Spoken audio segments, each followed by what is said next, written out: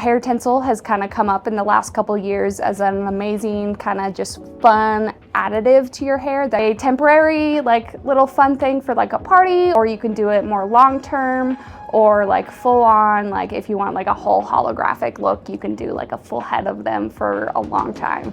They're so cool, but there's some myths that kind of come with them, that it's like time consuming to get them put in.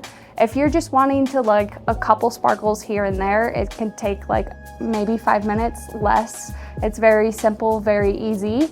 But if you're wanting like that full head or kind of more, it might take a little longer, but it's still not as long as like a full like head of highlights or like full extensions would be. Another one is that it's hard to maintain.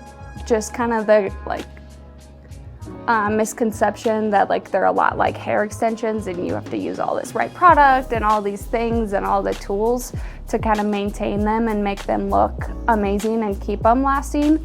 Like the recommended is just using a very gentle shampoo and conditioner for them, and then kind of just being gentle where you like it's placed, kind of like working, making sure you're not like tugging at it or anything. But other than that, it's super simple, easy to kind of maintain and keep up with. And then another one is that you can't swim with them in.